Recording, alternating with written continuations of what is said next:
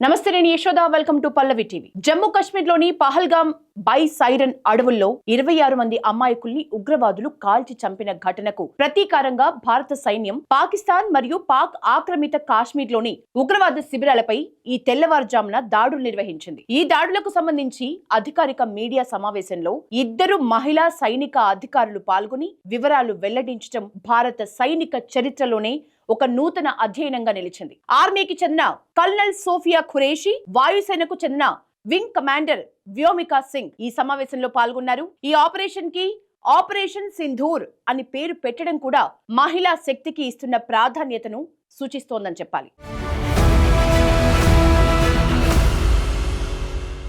ఇక పహల్గామ్ ఘటనలో ఉగ్రవాదులు మహిళల కళ్ళెదుటే వారి భర్తల్ని చంపారు. మహిళల్ని చంపకుండా వదిలిపెట్టి భారత ప్రభుత్వానికి తమ సందేశాన్ని చేరవేయండని, అలాగే వెళ్లి మోడీకి చెప్పుకోండని ఇదే అర్థం వచ్చేలాగా వ్యంగ్యంగా మాట్లాడారు. దీన్ని దృష్టిలో ఉంచుకునే కేంద్ర ప్రభుత్వం 2 మహిళా సైనిక అధికారులతో మీడియా సమావేశం ఏర్పాటు చేసింది.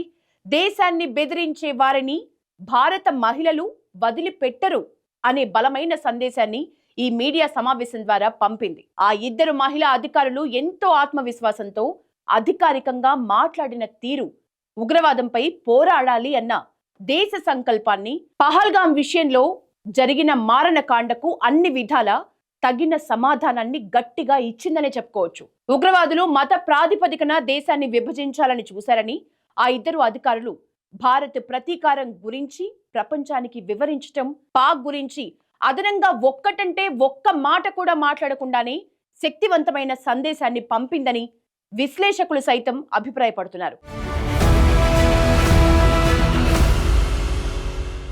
ఇక సాయుధ దళాలకు ప్రాతినిధ్యం వహించడానికి ఈ 2 మహిళా అధికారుల్ని ఉద్దేశపూర్వకంగానే ఎంపిక చేయటం భారతదేశ వ్యూహాత్మక కార్యాచరణలో భాగంగా కనిపిస్తోంది.